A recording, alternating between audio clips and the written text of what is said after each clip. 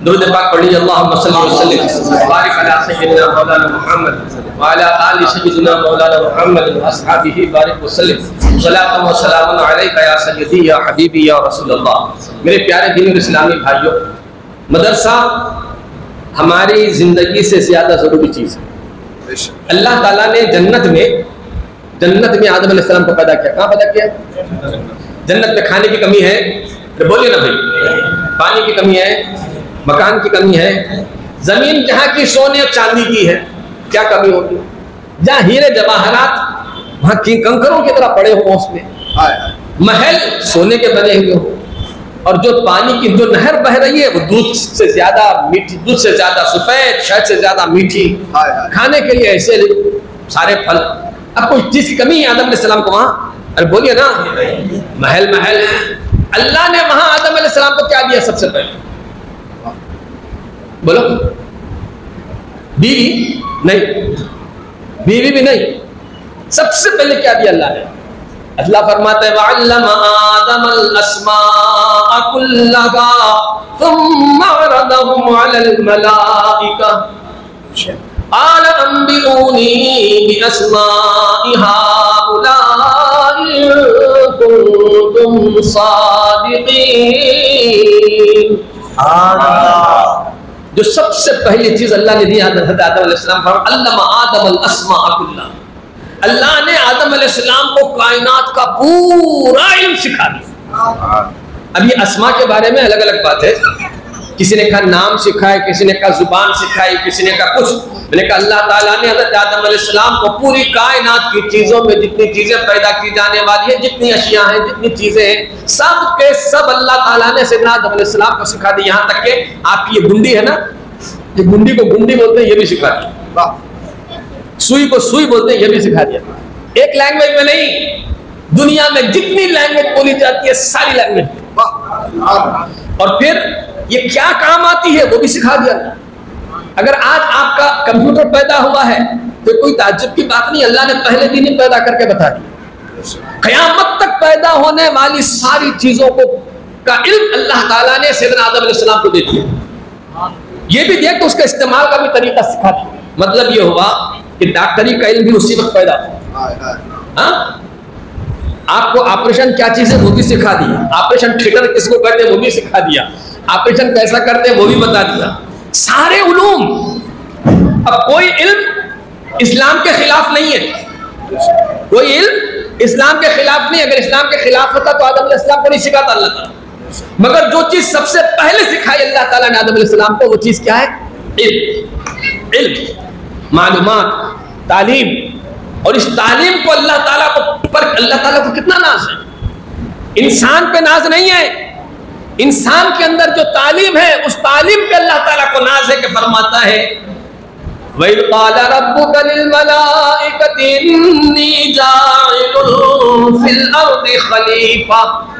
जब तेरे परवरदिगार ने महबूब फरिश्तों से फरमाया कि जमीन में मैं अपना एक खलीफा पैदा करना चाहता हूँ, खलीफा पैदा करना चाहता हूँ, तो अल्लाह ताला को फरिश्तों ने अर्ज किया था अतजालु फीहा मन युफ्सिदु फीहा व यस्फिकु दिमा व नहनु नुसब्बिहु बिहम्दिका व नुक़द्दिसु लक। क्या तू जमीन में ऐसे को पैदा करेगा जो कत्ल गारत गिरी करेगा, झगड़ा करेगा? अल्लाह हम तो तेरी तस्बीह बयान करते हैं, हम तेरी बड़ाई बयान करते हैं। अल्लाह ने फरमाया इन्नी आलम मा ला तालमून, मैं वो जानता हूं जो तुम नहीं जानते। इसके बाद हज़रत आदम अलैहिस्सलाम की तख्लीक। अब जब आदम अलैहिस्सलाम पैदा हो गए, उनको अल्लाह ने सबसे पहले इल्म सिखा दिया। अब फरिश्तों को लाए, फरमाया फरिश्तों आओ, तुम लोग बोल रहे थे ना कि इनको क्यों पैदा कर रहे हो, इनको क्यों पैदा कर रहे हो, हम तो ये हैं, हम तो कहें, हम तो हैं। सारी चीजें जो कयामत तक होने वाली थी जन्नत में वो हाजिर कर दी गई। जिब्रील, मीकाईल जैसे फरिश्ते भी वहां मौजूद हैं, सारे फरिश्ते मौजूद हैं, सबके सामने वो सारी चीजों के बड़ा म्यूजियम जैसे लगा हुआ है। अल्लाह ताला फरमाता है फरिश्तों अंबिऊनी बिअस्माइ हाउलाई इन कुंतुम सादिकीन। ये चीजों के क्या नाम है मेरे को बता दो। अल्लाह ने फरिश्तों से फरमाया इन सारे चीजों के नाम बता दो अगर तुम्हारी बात सच्ची है। फरिश्ते बोले रब्बना ला इल्म लना इल्ला मा अल्लमतना इन्नका अंतल अलीमुल हकीम। ऐ परवरदिगार, हमको नहीं मालूम, उतना ही मालूम जितना तूने हमको सिखाया, इसकी आगे का नहीं मालूम। अब बोलिए एक बात मुझे, उसमें जिब्रील भी है? अरे बोला ना है, आप लोग बोला, ये मौलाना लोगों से नहीं, आप लोग है। जिब्रील है हजरत, आप पुराने, आप मौलाना है, मैं इन लोगों से बुलवाना चाहता हूँ। उसमें जिब्रील है, मिकाइल है, बड़े बड़े फरिश्ते हैं, सब फरिश्ते ही फरिश्ते हैं, दूसरा कोई नहीं। शैतान भी था उसमें, शैतान भी था। तो शैतान पढ़ के नहीं बोला हाँ इसका नाम ये है, इसका नाम ये है, इसका नाम ये, बोला नहीं, सब खामोश, सबके मुंह ताला लगवाए। फरिश्ते बोले या अल्लाह हमको नहीं मालूम, हमको नहीं मालूम, हमको उतना ही मालूम जितना तूने सिखाया है। अब अल्लाह ने फरमाया आदम अंबिहुम बिअस्माइहिम बिअस्माइ हाउलाई, ऐ आदम इनको ये नाम बता दो।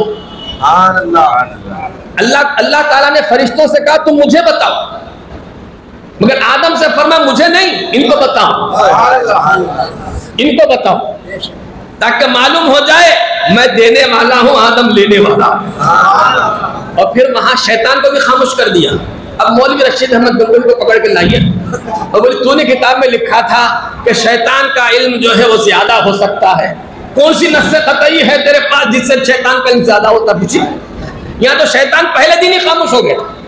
और उन मौलवियों को भी जरा पूछिए जो कभी आप सुनते होंगे हुजूर ने ये गैब की बताई, हुजूर ने ये गैब की खबर दी, हुजूर ने ये गैब की खबर दी, तो फर्क नहीं, वो जिब्रील अलैहिस्सलाम आके बोले, ऐसा बोलते वो जिब्रील अलैहिस्सलाम आके बोले तो इनको मालूम हो, वरना इनको नहीं मालूम थी। वो ये समझते हैं जिब्रील इनके शागिर्द उस्ताद है, अगर उनके उस्ताद हैं तो आज उनके बेटे सैयदना आदम के सामने खामोश क्यों? ये आदम अलैहिस्सलाम है ना, आदम अलैहिस्सलाम मेरे और आपके अब्बा है, मगर हमारे हुजूर के बेटे है कि नहीं? इसलिए कि आदम अलैहिस्सलाम को अल्लाह ने फरमाया अगर वो नहीं होते तो मैं तुमको नहीं पैदा करता, तुमको पैदा किया हूं उन्हीं के नूर से पैदा किया। आला हज़रत का एक शेर है, जाहिर में मेरी नस्ल है, बातिन में मेरी असल, उस गुल की याद में ये सदा बुल बशर की है। जाहिर में मेरी नस्ल है, बातिन में मेरी असल, उस गुल की याद में ये सदा बुल बशर की है। और पहला शेर मिसरा याद नहीं, मगर दूसरा मिसरा उम्मुल बशर, रूस उन्हीं के पिसर की है। उम्मुल बशर हज़रत हव्वा, उम्मुल रूस, उम्मुल बशर उरूस उन्हीं के पिसर की है। हज़रत बीवी हव्वा हज़रत आदम की बीवी है, तो ये हुजूर के बेटे हैं, उनके बेटे की बीवी है। हज़रत आदम अलैहिस्सलाम की असल हमारे आका मौला सल्लल्लाहु अलैहि वसल्लम। तो हज़रत आदम अलैहिस्सलाम को अल्लाह ने इतना इल्म सिखाया कि फरिश्तों से ज्यादा है, फरिश्तों से ज्यादा है, शैतान से ज्यादा है। शैतान भी था खामोश रहा। अब शैतान भी सोचता होगा कि मेरे इल्म के बारे में मुझे मालूम था कि मैं इतना ही जानता हूँ, क्या पता था कि देवबंद पहुंच के मेरा इल्म नबियों से ज्यादा हो जाता। वो भी सोच रहा होगा मेरे इल्म को मेरे शागिर्दों ने इतना बढ़ाया कि मेरे नबियों से आगे बढ़ गए, सोच रहा है वो, वरना उसे भी खुद मालूम। तभी तो उसके बाद ना फिर ये सजदे की बात आई, ये इम्तिहान पहले हुआ, कंपटीशन पहले हुआ, इसके बाद फिर सजदे की बात है। उसके बाद फरमाया उसजुदू ली आदम, उसके बाद फरमाया गया कि सजदा करो आदम को, और फिर उसमें एक अकेला खड़ा रह गया। तो अल्लाह ने फरमाया कि तूने सजदा क्यों नहीं किया? तो कहने लगा माना लम अकुल लियस्जुद लिबशरी, मैं किसी बशर को सजदा नहीं करूंगा। फरमाया अल्लाह ने फौरन उसको वहां से निकाल दिया। सारी बातें आप जानते हैं, मगर मुझे सिर्फ यहाँ दिखाना ये है, आदम अलैहिस्सलाम अल्लाह की निगाह में अल्लाह ताला ने आदम अलैहिस्सलाम को फरमाया मेरा ये नायब है, मेरा खलीफा है। वो खलीफा के लिए क्या चीज जरूरी है? खाना पानी नहीं, जायदाद नहीं, जागीर नहीं, क्या चीज जरूरी है? अरे बोलो ना भाई, क्या चीज जरूरी है? इल्म जरूरी है। मगर आजकल खिलाफत किसको बढ़ रही है? फला पीर साहब की खिलाफत है, फला पीर साहब की खिलाफत है, फला पीर साहब की खिलाफत है। एक थैला चावल दिला दिया, खिलाफत मिल गई, ज्यादा नजराना दे दिया, खिलाफत मिल गई। अब ऐसे खलीफाओं के पीछे जब आप जाके मुरीद होंगे तो बेचारा खुद उसे वजू का तरीका नहीं मालूम, आपको क्या सिखाए? वो खुद नमाज पढ़ना नहीं जानता, आपको नमाजी कब बनाएगा? मुरीद तो इसलिए होते हैं कि हम बेनमाजी, हमको नमाजी बना दो, हमको पढ़ना नहीं आता हमको पढ़ा दो, तुम्हारे हुक्म के ताबे हम हो गए हैं, तुम्हें हमें दीन के रास्ते पे चला दो, सही नसीहत कर दो, सही रास्ते पे चलना सिखा दो।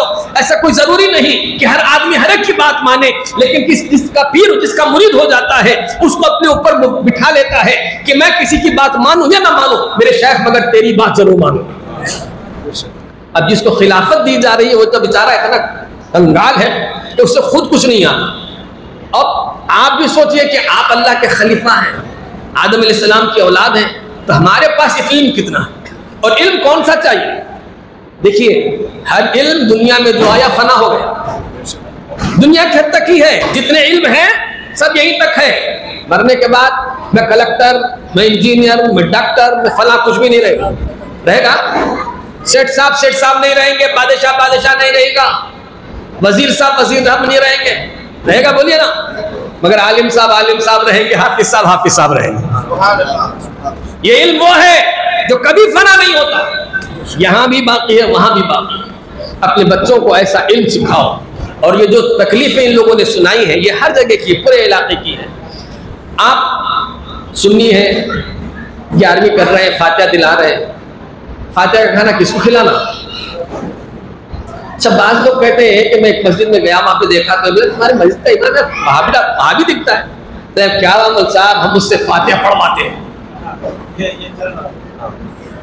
भाभी से फातिहा पढ़वा रहे, कमेटी वाले समझते कि हमारी मुंह पे ताव है। अरे तुमको फातिहा बोल के खामोश बैठ जाता, क्या मालूम तुम। ये तो कौम ऐसी है कि लोग हर काम मसलहत से कर लेते हैं।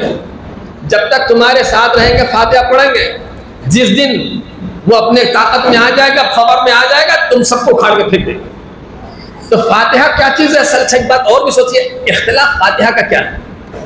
जैसे मौलाना ने सुनाया, हाफिज साहब ने सुनाया, फातिहा दरूद का हमारा कोई बुनियादी झगड़ा नहीं है, फंडामेंटल इख्तिलाफ नहीं है। फातिहा मुस्तहब है, दिलाया नहीं दिलाया। 11वीं करना मुस्तहब है, करे नहीं करे ये मुस्तहब काम है। मिलादुन नबी करना मुस्तहब है, करे नहीं करे, लेकिन मिलादुन नबी को मुशरिक शिर्क बोलना ये जुर्म है। असल इख्तिलाफ वो है जो नबी को अपने जैसा बोल रहा है, नबी के इल्म को शैतान के बराबर, शैतान से कम बता रहा है, नबी के इल्म गैब का इनकार कर रहा है, हुजूर की नूरानियत का इनकार करता है, हुजूर अकरम सल्लल्लाहु अलैहि वसल्लम की हयात का इनकार कर रहा है। और उनका अल्लाह ताला के बारे में क्या अकीदा है, अल्लाह खुदा उनका झूठ बोल सकता है। हमारे एक मौलाना थे, हजरत मौलाना मुश्ताक अहमद निजामी रहमतुल्लाहि ताला, वो कहते हैं अल्लाह ताला की कोई सिफत के बाद सकता का लफ्ज नहीं आता। अल्लाह रहीम है, हो सकता नहीं है, क्या ऐसा आएगा। अल्लाह रहीम है, अल्लाह करीम, अल्लाह कहार, अल्लाह जब्बार। कहीं देखिए आप सकता का लफ्ज कहीं आया। अल्लाह जब्बार है, अल्लाह अलीम है, अल्लाह अलीमुल गैब है। अभी बोलो अल्लाह काज़िब, हो सकता है बोल रहा है, हो सकता है कह रहा है ना। तो इसका मतलब ये है कि इनका खुदा झूठ बोल सकता है, और देवबंदी हमेशा झूठ बोलता है। अभी तो है ना, नहीं तो ये खुदा के बराबर हो जाएंगे, ये खुदा के बराबर हो जाएंगे। इसलिए कि अल्लाह आलिम है, मैं आलिम हो सकता हूं या नहीं हो सकता। अल्लाह मौजूद है, मैं रह भी सकता हूं, नहीं भी रह सकता हूं, मगर उसके लिए सकता का लफ्ज नहीं आता। सकता उसको बोलते हैं जो कर भी करे या ना करे, कर सकता है या नहीं कर सकता, उसके अंदर ताकत है या नहीं है। तो ये अल्लाह ताला की हर सिफत अज़ली है, अबदी है, हमेशा से है, उसमें कोई परिवर्तन कभी भी होने वाला नहीं है, न बढ़ती है न घटती है, जैसी है वैसी है, जैसा उसकी जात है वैसी ही है। लाख पूरी कायनात उसको सजदा करे तो भी वैसा ही है, सारी कायनात उसका इनकार करे तो भी वैसा ही है, कुछ उसके अंदर परिवर्तन नहीं होता। मगर सकता का लफ्ज नहीं आता है जो चीज अधूरी है, जो चीज अधूरी है। अब ये देवबंदी मौलवी अशरफ रशीद अहमद गंगोई ने लिखा है अल्लाह ताला झूठ बोल सकता है। तो इसका मतलब ये है कि ये मोदी जितने देवबंदी हैं झूठ बोलते हैं, नहीं तो ये खुदा बन जाएंगे। इनका खुदा भी झूठ बोल सकता है, ये भी झूठ बोल सकते हैं। अगर दो एक सकते दो जगह जमा हो जाएंगे, दो सकते जमा हो गए तो फिर क्या हो, बराबर हो जाएंगे। तो तुम खुदा के बराबर ना हो, इसलिए तो तुम्हारे लिए जरूरी है तुम बोलो हम झूठ ही बोलते हैं, यकीनन झूठ ही बोलते हैं। झूठ के अलावा कुछ नहीं बोलते। जितनी तकरीर बक्के गए हैं 3-3, 4-4 स्टेजों में, सब झूठ ही बोले। आइए मैं आपको फातिहा की एक छोटी सी बात समझाता हूं। ये जितने हैं सब फातिहा के पीछे क्यों पड़े हुए? फातिहा से इनको क्या भय? आप जरा ठंडे दिल से सुनेंगे। टाइम ज्यादा हो गया, थोड़े से लफ्जों में, छोटे लफ्जों में, आसान भाषा में फातिहा क्या है मैं आपको बताऊं। फातिहा तो हम अपने घरों में पढ़ रहे हैं, है ना? पढ़ रहे हैं ना? अब फातिहा में किसका नाम ले रहे हैं आप? बोलो। अपने अब्बा का नाम भी ले रहे हैं? अरे ले रहे नहीं ले रहे? अम्मी का नाम ले रहे नहीं ले रहे? अपने पूरे खानदान का नाम ले रहे? ले रहे। गौसे पाकी पे नहीं हो जाती। 11वीं की फातिहा भी होती है तो गौसे पाक पे खत्म नहीं हो जाती।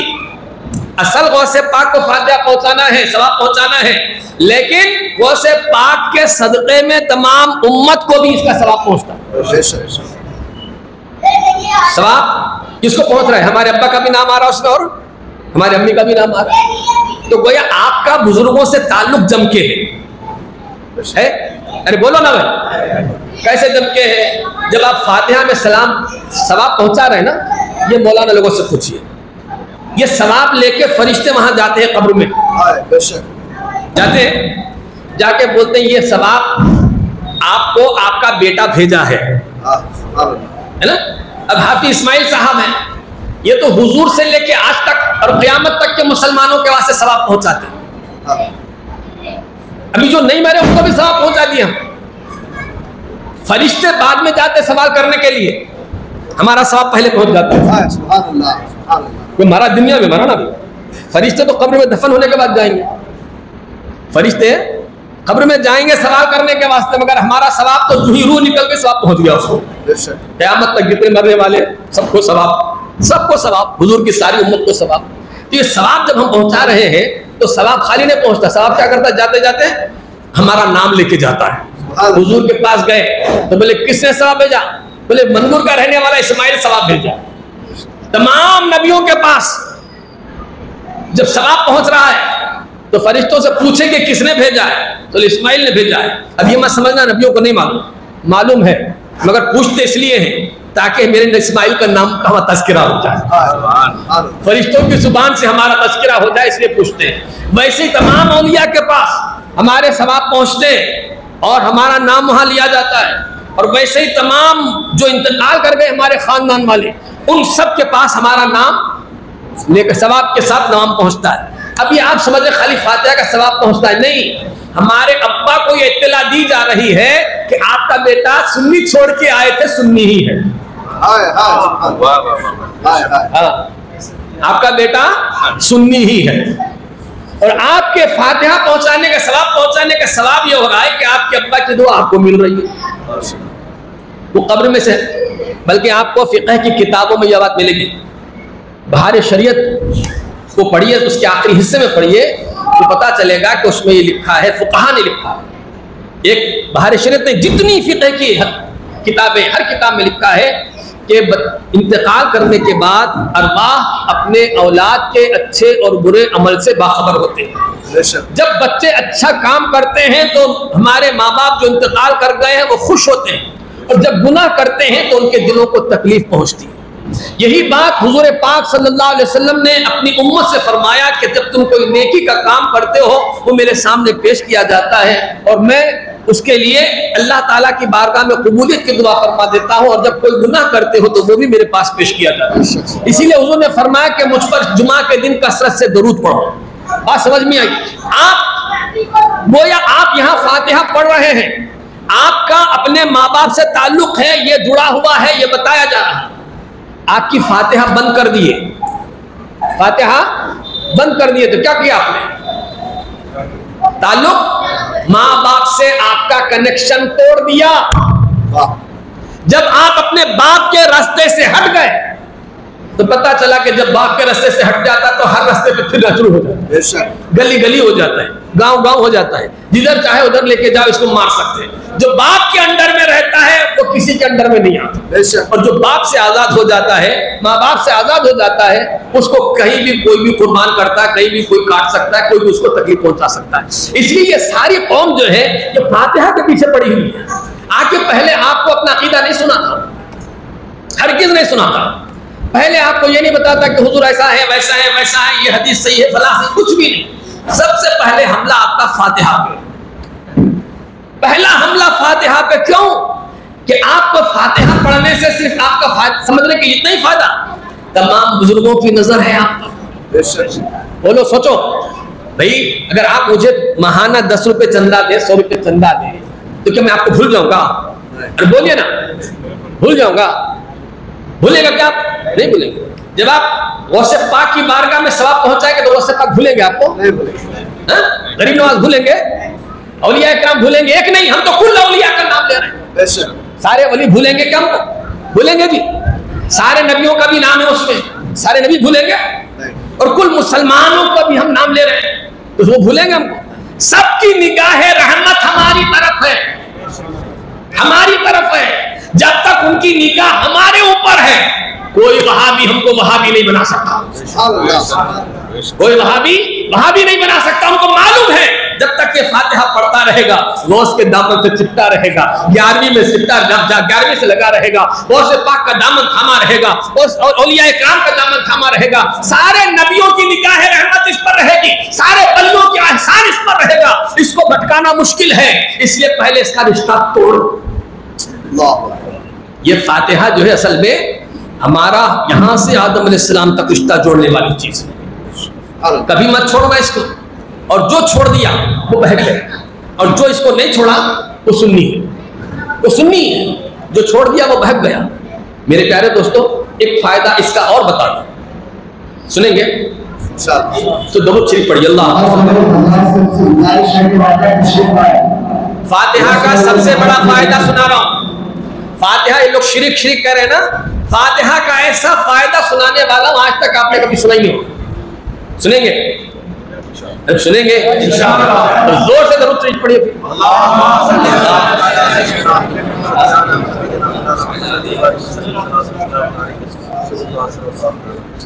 फातिहा आप किसको पहुंचा रहे हैं? आप सारे वलियों को, सारे नबियों को, सारे वो लोग आलमे बरज़ख में हैं, और वहां से वो आपको, अच्छा ये सब आपको जानते हैं कि नहीं जानते? अरे बोलिए ना, जानते हैं। अभी मैं वरंगल में था, है ना, वरंगल से यहाँ आया। इस्माइल को मालूम है कि मैं आ रहा हूँ, कोई तो बुलाए नहीं, और हमारा इब्राहिम भी जान गया कि मैं आ रहा हूँ। ये अब्दुल रशीद को मालूम होगा मैं आ रहा हूँ। ये तीनों हाफिज आके वहाँ खड़े हो गए मुझसे मिलने के लिए। चलिए हजरत आ गए, आ गए। अगर ये लोग नहीं आते, ये लोग मुझे नहीं जानते, तो मुझे लेने आते? अरे बोलो ना, आते? मैं वरंगल से जमीन के ऊपर आ रहा हूं। आप यहां से कहीं जाइए, आपके वहां दोस्त अहबाब हैं, वरंगल आ रहे हैं, समझ लीजिए थोड़ी देर के लिए। आपके दोस्त अपने अहबाब के साथ, आप ट्रेन से उतरे, आपको लेने के लिए आपके दोस्त अहबाब पहुंचते हैं? अरे पहुंचते कि नहीं पहुंचते? क्यों? आपके दोस्त है ना वहां पे वरंगल में। अगर कोई दोस्त ही नहीं है तो आएगा? अब उतर के उससे भाई ये रोड कहाँ जाता है, ये फला जगह जाने के लिए ऑटो मिलेगा कि नहीं मिलेगा, वो आदमी कहाँ मिलेगा? अब हाथ मिलेगा, अब तो खैर सेल आ गया आपके हाथ में, या बैठे बैठे मान, वरना सेल नहीं था तो आप जो है पता लेकर गली गली घूम रहे हैं। और अगर कोई आपका दोस्त रहता है, अरे क्या कर रहे हो यहाँ, तुम चलो मैं तुमको दिलाता हूँ, वहां मिलता है, वहां चलो मैं तुमको ये दिलाता हूँ, तुम चलो वहां तुमको दिलाता हूँ। आपका हाथ पकड़ के आपका दोस्त लेके जाता है। समझ में आई बात? अगर यहाँ से आपका बेटा, आप सऊदी अरब जा रहे हैं, सऊदी अरब जा रहे हैं, वहां आपका कोई जानने वाला है ही नहीं, आप कितना परेशान रहते? बोलिए, जानने वालों को पूछिए कैसा होगा, नहीं मालूम। और अगर वहां कोई आपका जानने वाला है, अरे कोई फिक्र की बात नहीं भाई, मेरे वहां 2 बेटे हैं, मेरा बेटा क्या, कोई परेशानी की बात नहीं।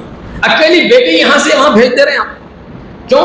वहां है उसका पहचानने वाले हैं वहां पर।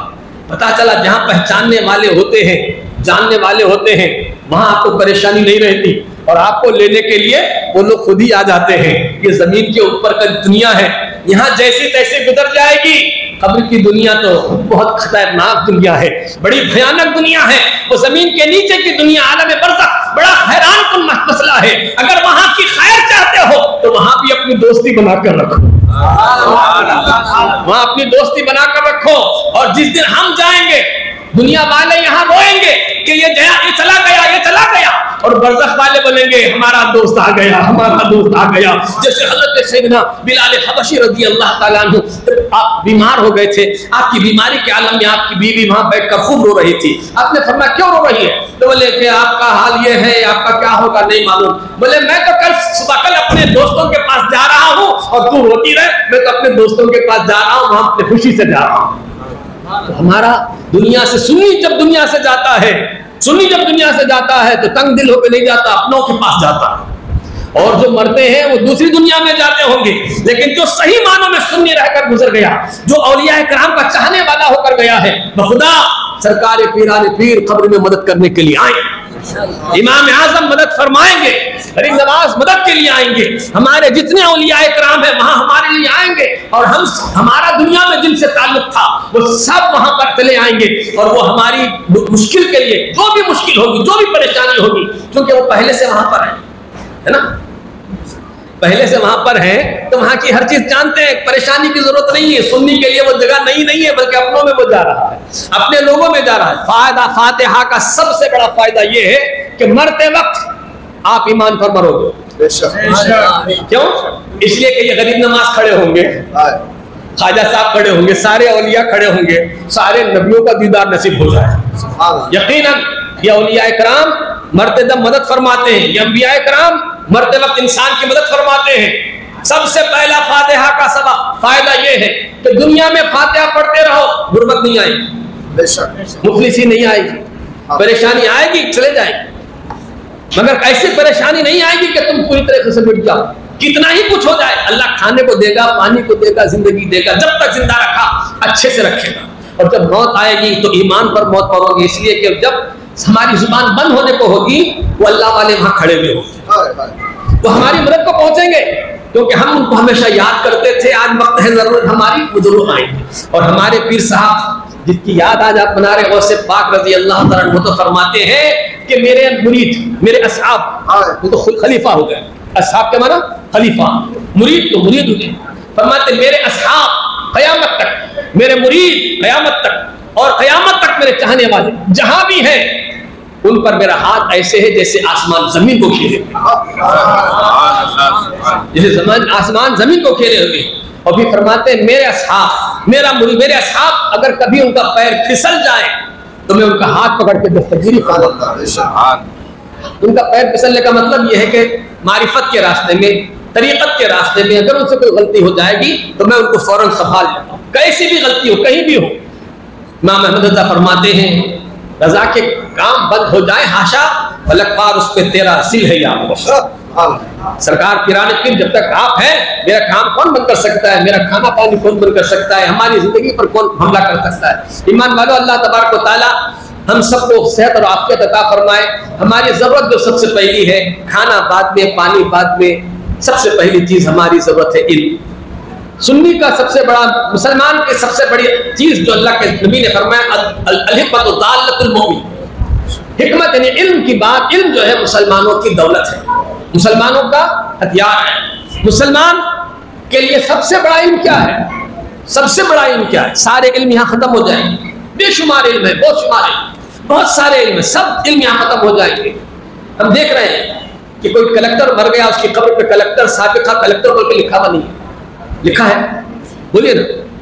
डीआईजी मर गया, वही मुसलमान रेज में मरे, किसी की कब्र पर एक कदवा लिखा हुआ है नहीं। जितने पोस्ट हैं, जितने पोस्ट हैं, यहां से पोस्ट के साथ ये पोस्ट हो जाते हैं, खत्म हो जाते हैं। जितने इल्म हैं वो सब इस दुनिया में खत्म हो जाते हैं। एक ही इल्म बाकी रहेगा, वो अल्लाह और उसके रसूल का इल्म। हाफिज वहां भी हाफिज रहेगा, तभी तो कुरान में अल्लाह के हबीब ने फरमाया जब क़यामत में हाफिज को लाया जाएगा तो फरमाया जाएगा कि हाफिज कुरान पढ़ता जा और जन्नत की सीढ़ियां चढ़ता जा।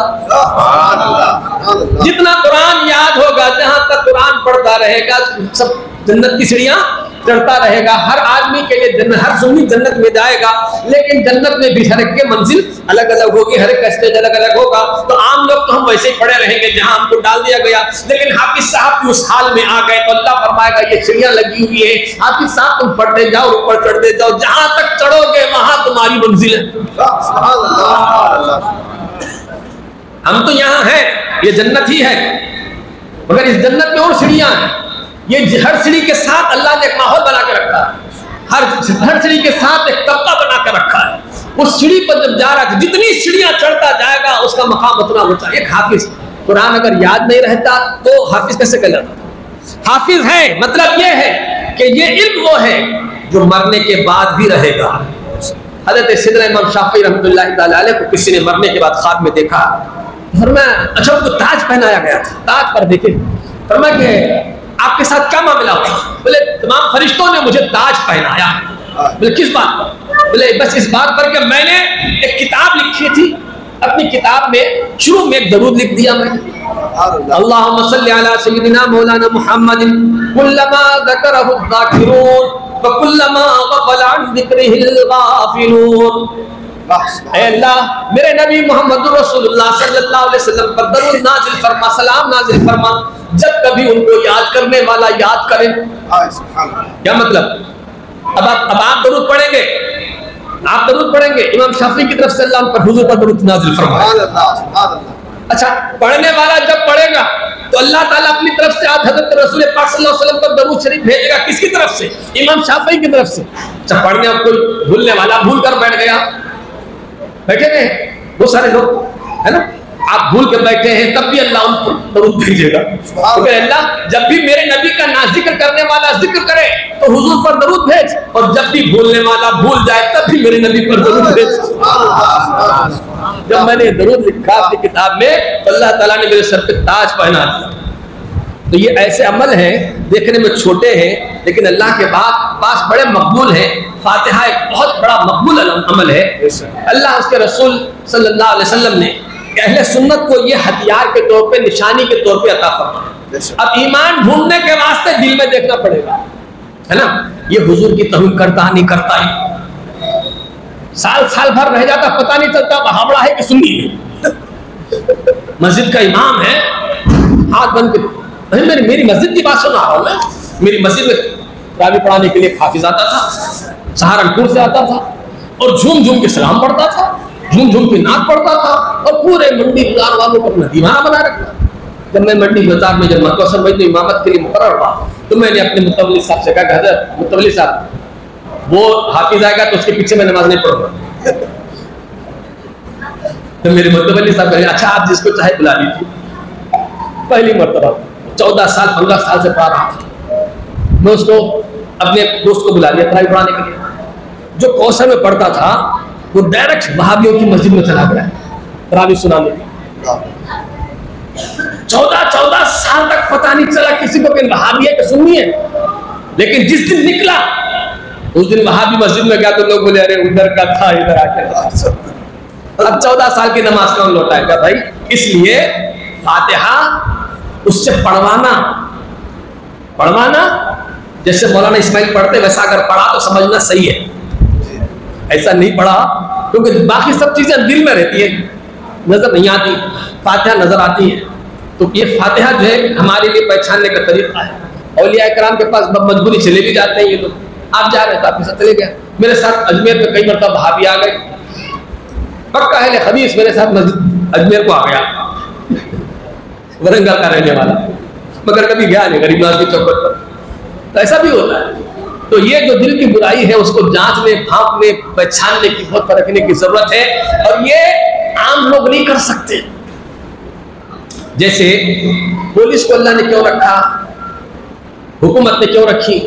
इसलिए रखा है ताकि वो सूरत देख के चोर को पहचानता है, सूरत देख के आतंकवाद को पहचानता है। आपके बाजू से जाता है आपको पता नहीं चलता, सामने जाने के बाद मालूम होता है वो यहाँ से गया था, उसको पुलिस वाले ने पकड़ लिया, पुलिस के ऊपर आतंकवाद का खदशा था, उसका बैग चेक किया गया, उसके अंदर से पिस्तौल निकली, उसमें बम निकला, हमको पता ही नहीं चलता। तो जो जिस डिपार्टमेंट के लोग हैं उनको पता रहता है, तो ये डिपार्टमेंट के यही लोग हैं, ये डिपार्टमेंट के लोग हैं, इन लोगों को पता रहता है कि कौन कैसा है, कहाँ का है, सूरत देखते बोल देते हैं ये अपना नहीं है, समझ लेना अपना नहीं। वहां मत देखना कि मौलाना इस्माइल बोले फला बोले, नहीं, सुन्नियत की बात आ गई तो फौरन हटा दो। अगर तुम उसके साथ रियायत करोगे तो तुम्हारा ईमान खतरे में, तुम्हारा अमल खतरे में। जैसे मैं सुना 14 साल तक वो तरावी पढ़ाया मेरी मस्जिद में, जुमा में नमाज पढ़ाया, तकरीर किया, खुतबा पढ़ा, मगर था वहाबी, गया वहाबी, मर गया वहाबी। अल्लाह तबारक व तआला हमारी ईमान की हिफाजत फरमाए, हमें अपने ईमान की हिफाजत की तौफीक अता फरमाए। मदरसा कायम हो रहा है। मदरसा क्या चीज है बोलो, सुनेंगे मदरसा क्या चीज है? जिस शहर में कुरान पढ़ा जाता है, कुरान पढ़ाया जाता है, उस शहर के कब्रिस्तानों से अजाब उठा लिया जाता है। लोग समझते हैं चंदा देके हम मदरसे पे एहसान कर रहे हैं।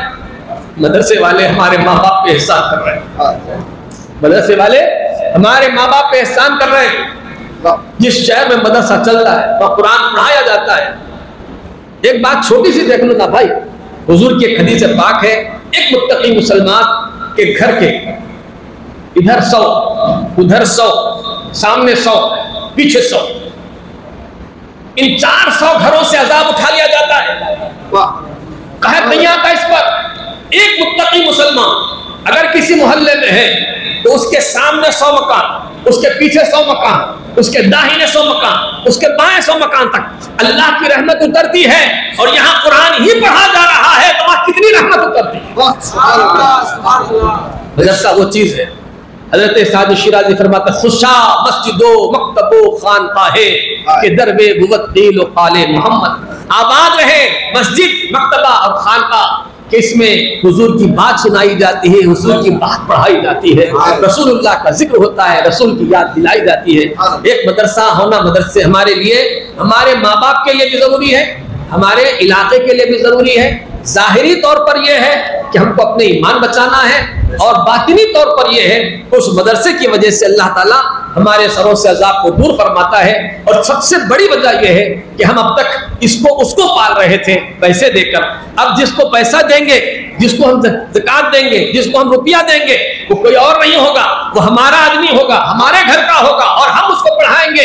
तो जिसको हम पढ़ाएंगे वो हमारे लिए फातिहा भी पढ़ेगा, सलाम भी पढ़ेगा, दुआ भी करेगा, और दुआ न भी करेगा तब भी उसका सवाब हमको मिलता रहेगा। जैसे मैं बताया हज़रत इमाम शाफी का वाकया, इमाम शाफी के पास अब आप दरूद पढ़ेंगे तो भी इमाम शाफी की तरफ से दरूद नाजिल हो रहा है, नहीं पढ़ रहा है तब भी दरूद भेजा जा रहा है।